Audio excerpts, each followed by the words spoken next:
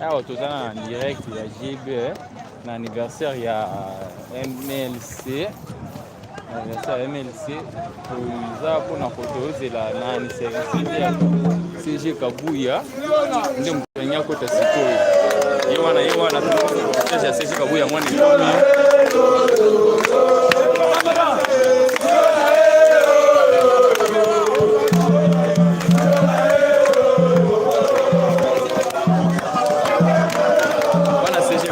CG Kabuya IDPS CG Kabuya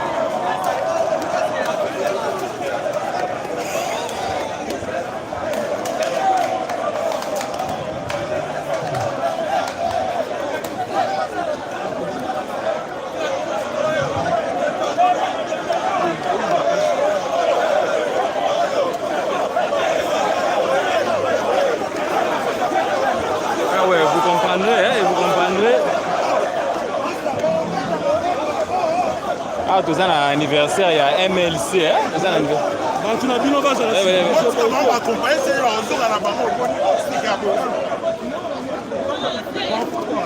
l'anniversaire MLC.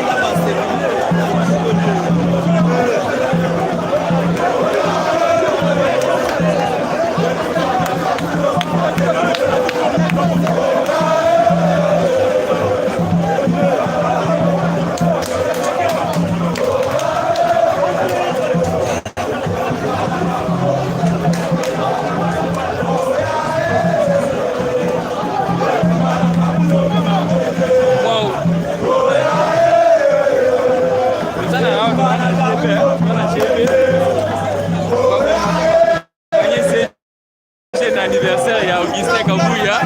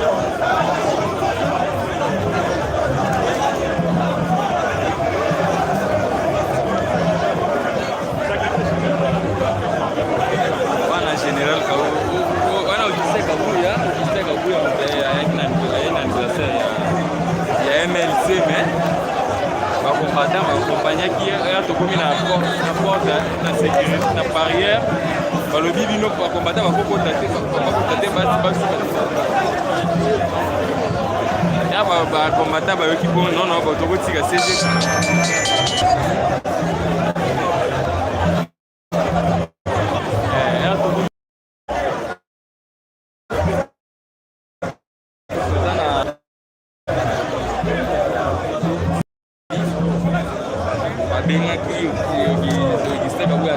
CG ya MLC CG ya IDPS il service ça en tant que CG ya IDPS ba combattant ba accompagner to commune na porte na barrière ba lobby que non ye moko kota ba combattant ba tika libanda nde elo ebimisi mwa désordre ya mwana ba combattant ba boyo tika libanda ba forcer barrière ba koti nde désordre ebimi ya mwana.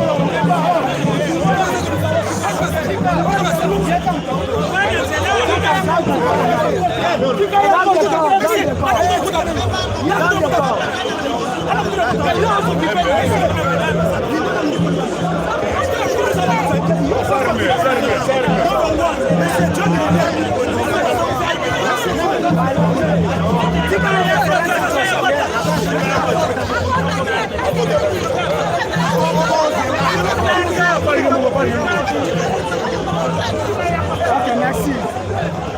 C'est fini. Yaka.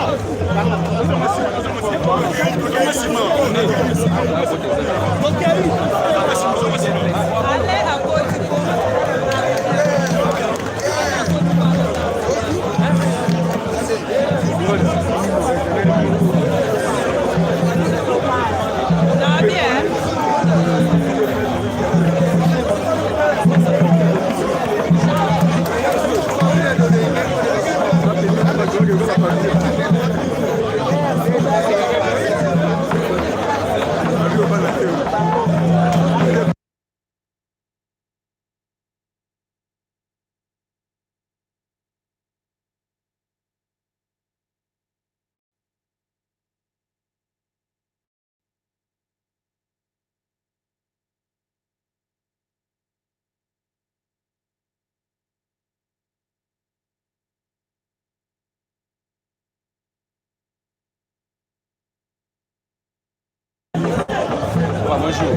Bonjour. Namoni boya problème zani. Oui, alors c'est l'invitation à la manifestation à MLC.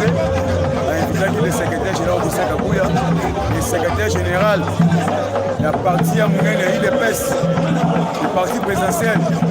Pour la IDPS, c'est la partie de masse. Nous, on l'a raté, le secrétaire général de Sakabouya, on l'a eu mon gros. Il y a un mot à jouer qui puisse pas président par parlement debout. Il y a quelques combattants. Nous allons accompagner à manifester MLC. On a voulu unité à l'union sacrée. On a voulu comment pour l'union sacrée. On a plusieurs partis politiques pour l'union sacrée, pour l'hypocrisie.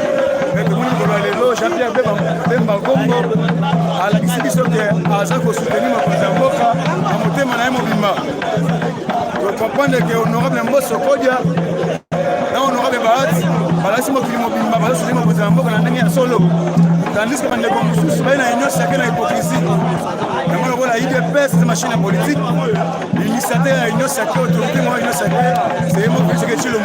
Il y a un mot, on a manif à MLC, la cadre et la soutien à chef de l'État pour accompagner le secrétaire général Augustin Kabouya. Merci beaucoup. Merci beaucoup.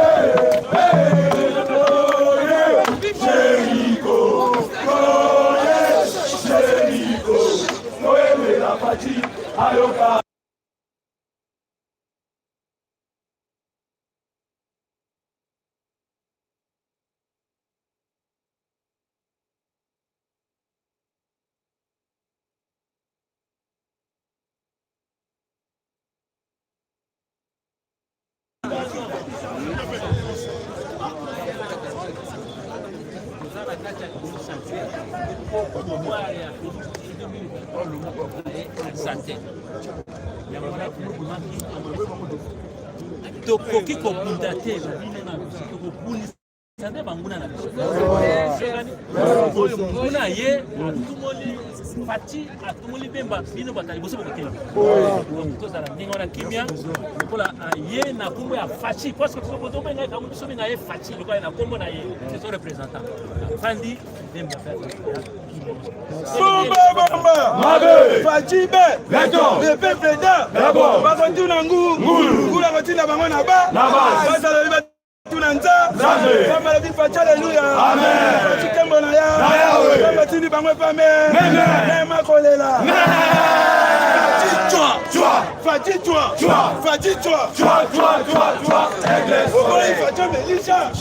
wana eza sénateur Grenko oyo olakisa bango ke Faty na Jean-Pierre Bemba baza eloko moko Faty na Jean-Pierre Bemba baza eloko moko so moto abudisi Faty abudisi Jean-Pierre so moto abudisi Jean-Pierre abudisi Faty donc tunalobi te mais ye moko sénateur honorable sénateur Grenko.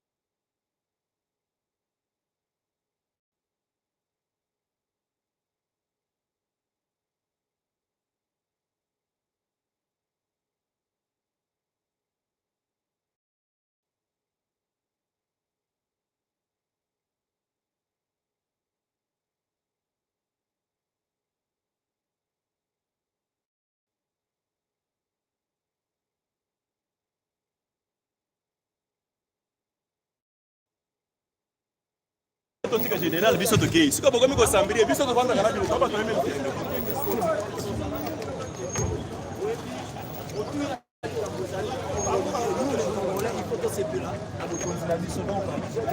anniversaire tokotika ngo eleka bongo te biso bamembre ya IDPS yango bomoni toyaki kosoutenir bango de près ndenge bango basoutenir mokonzi ya mboka na vision ya union sacrée ndenge biso mpe toye donc tokozalaka na bango boye ti mokolo yesu masiya osala nini akozonga donc MLC IDPS eloko ya papa moko bato bayebi RDC bato bayebi mpasi ya balite eza bato omoni wana bamilitaire MLC na bacombattant ya IDPS donc bopesa biso chance badongolo misu bamultinationaliste bato baya na Kongo na ndenge moyibi en tout cas lelo ya feti toprofite opesa bino message botikela biso mboka na biso bafélix Antoine Tshisekedi bakonza Jean-Pierre Bemba bakonza mpo bakongolais base retrouver donc eloko ya motuya message oyo nayeki nango napesa bino etake la fin terrible mwana ya yambo ya IDPS oyo alobaka nous nous préférons mourir que vivre en genoux toza wana soko meko telemela Bemba omoni bakombata IDPS totelemela omoni bamilitaire MLC motelemela soko mpo telemeli Tshilombo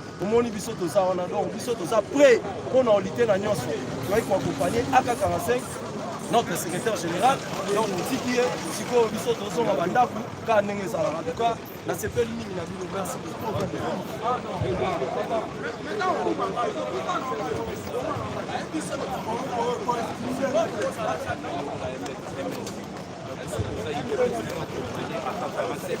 tobengi na sika kombo ya CG Augustin Kabuya lelo unité oyo toomona eza mpona congolité c'est-à-dire lelo ya fierité ya bana mboka peuple congolais tout lelo tokomi kosangana tozongi bamoko lelo ezosala soni mpe pasi na bayini ya Congo oyo balukaki bande ezala lelo kosangana oyo omoni ke badongolo misu bakufi soni donc osimbi MLC osimbi Jean-Pierre Bemba Gombo osimbi UDPS donc osimbi UDPS c'est kosimbi MLC donc lelo unité nationale toomona ngo déjà eza vérité mpona RDC donc mingi balobela te topesi bambote donné par Jean-Marc Kabunda Kabou Augustin Kabuya et puis bima likodo ya mingi balobela toujours dans l'actualité politique boye bayete mokolo lelo ezali mokolo ya le 30 septembre 1998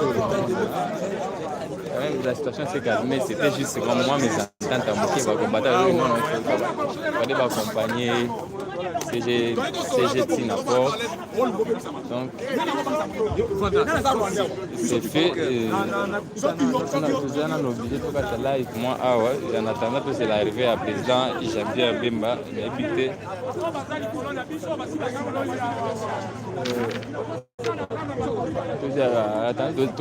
Tozala na vrai président Jean-Pierre Bemba na peut-être sokoya dans les minutes qui suivent